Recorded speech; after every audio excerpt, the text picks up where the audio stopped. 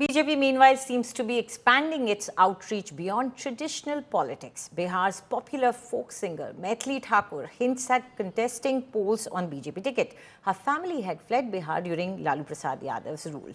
Having a massive following of 6 million on Instagram, Maithili Thakur is likely to enter the electoral fray from Darbhanga's Alinagar. Maithili says she's ready for BJP ticket and wants to empower the youth.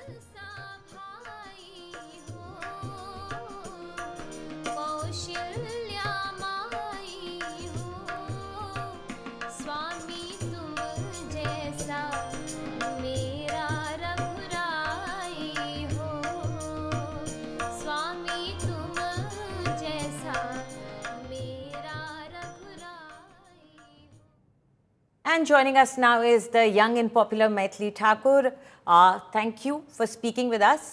सबसे पहले तो आपसे यही जानना चाहेंगे कि आप किस पार्टी के साथ इलेक्शन लड़ने वाली हैं? जी एक ही तस्वीर है जिसको लेकर के बहुत सारे कैप्शंस के साथ वो फोटो बार-बार हर जगह से पोस्ट हो रहा है। तो आप सभी लोग को अंदाजा है बीजेपी हमेशा से मेरी प्रेफरेंस रही है और बिहार में अगर देखा जाए तो हम एनडीए के सपोर्ट में है, काफी सालों से एनडीए को देखते आ रहे हैं। तो आपकी जो मुलाकात हुई है विनोद तावड़े साहब के साथ, तो वो मीटिंग क्या थी, इसके बारे में बताएं। जी, वो आधे घंटे के समय में बहुत वाइड रेंज में बातचीत हुई। हमारे बिहार में कैसा क्या चल रहा है, अभी के समय में क्या हो रहा है, यूथ की क्या भूमिका हो सकती है। खासकर मैं अपने कला से तो अपने क्षेत्र की सेवा करते आ रही हूँ, अपने राज्य की सेवा, साथ ही भारत की। लेकिन उसके आगे क्या, उसके आगे क्या एक विज़न है, वो सब बातें हुई और बहुत ही अच्छा वो कन्वर्सेशन रहा। अक्सर ऐसा होता है कि लोग उम्र के हिसाब से लोगों को जज कर लेते हैं, तो आपको भी बोलते होंगे कि आप कैसे हैंडल करेंगे, अभी तो आप बहुत यंग हैं।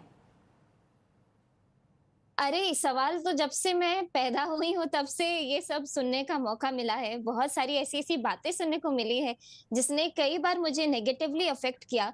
लेकिन अब आप मान नहीं सकते, पहली बार मेरे साथ ये हो रहा है कि पिछले 4 दिन में बहुत सारे अगर मैं नेगेटिव कमेंट्स देख रही हूँ ना, तो मुझे बुरे तरीके से प्रभावित नहीं कर रहे हैं, जबकि मुझे एक ऊर्जा दे रहे हैं कि मुझे इन लोगों को जवाब देना है, मुझे इन लोगों के सामने खड़े होना है। तो वो मुझे किसी भी तरीके से नेगेटिवली प्रभावित नहीं कर रहा है।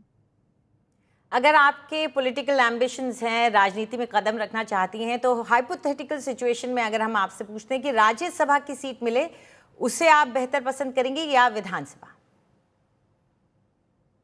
मेरी उम्र नहीं है अभी राज्यसभा के लिए।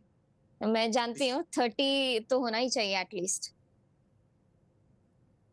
मैं मुझे एक चीज़ समझ में नहीं आती कि जब भगवान ये मौका अपने आप दे रहे हैं, तो आप मैं कैसे मना कर सकती हूँ किसी भी चीज़ को लेकर के? हाँ, बहुत सारे लोग मेरे जो अच्छा चाहने वाले हैं, मुझे काफ़ी सारे लोगों ने ऐसे बोला कि कैसे मैनेज करेंगे? जैसे आपने पिछला सवाल पूछा था। तो मैं मुझे खुद पे भरोसा है, मुझे मेरे साथ जो सपोर्ट सिस्टम है, मुझे उस पे भरोसा है। मैं I won't let anybody down. तो मैं चलती रहूँगी। तो 2024 के लोकसभा इलेक्शंस के दौरान इलेक्शन कमीशन ने आपको ब्रांड एम्बेसडर बनाया था और उसके बाद आप सीधा इलेक्शन लड़ने जा रही हैं, उसकी उम्मीद रख रही हैं, तो इसको क्या आप एक अपॉर्चुनिटी की तरह देख रही थी? कहीं न कहीं वो जो ख़्याल है ले मेरे मन में जो होता है वो अपने आप होते चले जाता है। उस वक़्त मेरा पूरा जो 1.5-2 महीने का सफ़र मैं बिहार के हर एक ज़िले में जाकर के मैंने कैंपेन किया। इलेक्शन कमीशन का जो आदेश था कि लोगों को जागरूक करना है वोट देने के लिए, उसी दौरान मुझे एहसास हुआ कि मुझे कितना आनंद आ रहा है लोगों के बीच में आकर के, उनसे बातचीत करके, सबके साथ बहुत ही अच्छे से घुल-मिल करके। तो बस ये मन में आया था कि कहीं क्या फ्यूचर में कभी मैं भी इस तरीके से आऊँगी, दूसरे तरीके से। अगर निजी तौर पे पूछें तो आप क्या चाहेंगी कि अगला मुख्यमंत्री बिहार का कौन बने? ये फिर से एक हाइपोथेटिकल क्वेश्चन है। मैं तो एनडीए को सपोर्ट करती हूँ क्योंकि जो चेंजेस मैं पिछला वाला जो राज था उसके बारे में सुना बहुत है अपने बड़ों से कि किस प्रकार प्रॉब्लम्स रही थी बीच में, लेकिन over the period of time Bihar कितनी तेजी से बदला है। तो मैं चाहूँगी कि कुछ अच्छा हो, बिहार के लिए अच्छा हो, यही तो चाहूँगी, इससे ऊपर मेरी कोई इच्छा नहीं है। अक्सर लोग ये सोचते हैं और जानना चाहते हैं कि जब आप प्राइम मिनिस्टर से मिली थी, तब क्या आपने चुनाव लड़ने की इच्छा जाहिर की थी, कोई बात की थी उनसे? नहीं, उस दिन ऐसी कोई बात नहीं हुई थी। ये चुनाव वाली बात तो अभी पिछले 10-15 दिन से ही हुई है। इससे पहले इसकी कोई जानकारी मुझको नहीं थी, कोई आशंका नहीं था। मतलब कुछ भी ऐसा सब मज़ाक-मज़ाक में चल रहा था कि पापा क्योंकि हर एक बात मेरे तरीके पे मेरे पास जब आती है तो पापा के थ्रू आती है या भाई के थ्रू आती है। तो सब कुछ मज़ाक-मज़ाक में मुझे लग रहा था यार ऐसे थोड़ी ना होगा, मैं तो अभी बहुत छोटी हूँ। लेकिन जब ये बातें खुल करके सामने आई है तो मुझे बहुत अच्छा महसूस हो रहा है और मैं तैयार हूँ। नीतीश सम्राट या चिराग पासवान, आपके सीएम चॉइस कौन है?